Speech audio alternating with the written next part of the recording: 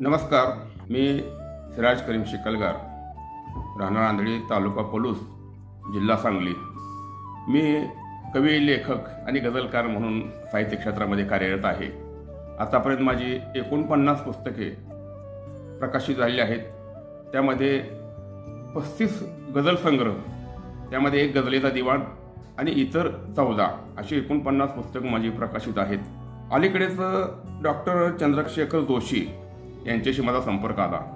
अत्यंत उमद व्यक्तिमत्व, अभ्यासू, चिकित्सक आणि सतत काहीतरी नवीन शिकण्याची आस बाळगलेले हे व्यक्तिमत्व माझ्या संपर्कात आलं आणि त्यांनी माझ्याकडून गझल शिकायची एक इच्छा व्यक्त केली. आणि म्हटले एवढा उत्साह या व्यक्तीमध्ये कसा काय आहे, म्हणून मी त्यांच्याशी संपर्क वाढवला आणि ते काय काय या साहित्य क्षेत्रामध्ये करतात हे जाणून घेतलं आणि त्यांचं कार्य पाहून मी थक्क झालो.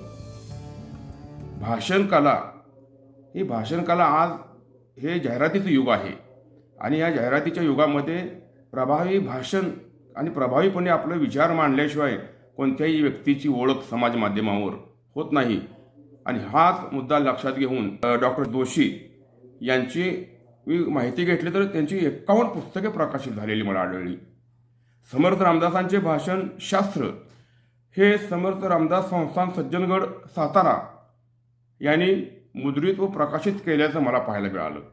आणि याशिवाय डॉक्टर चंद्रशेखर जोशी यांनी भाषण कला या विषयावर मराठी, हिंदी आणि इंग्रजीत असंख्य व्हिडिओ सादर केलेले आहेत.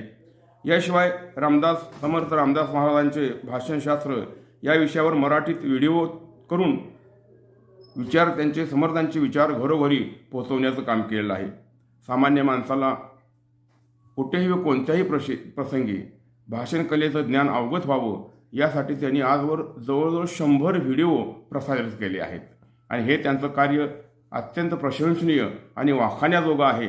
आणि मला त्यांच्या संपर्कात आल्याचा खरोखर अभिमान वाटतो की इतक्या उत्तुंग अशा व्यक्तिमत्वाच्या संपर्कात आपण आलो आणि आपण सुद्धा त्यांच्या मार्गदर्शनानं आपली भाषण कला सुधारू शकतो आणि आपले विचार जनमानसांमध्ये, समाजामध्ये, मित्रांमध्ये किंवा सभेमध्ये आपण प्रभावीपणे मांडू शकतो. आणि ह्या भाषण कलेचं सर्वांनी याचा लाभ घ्यावा, या व्हिडिओचा लाभ घ्यावा आणि आपली भाषण कला सुधारावी ही मी सर्वांना विनंती करतो आणि थांबतो.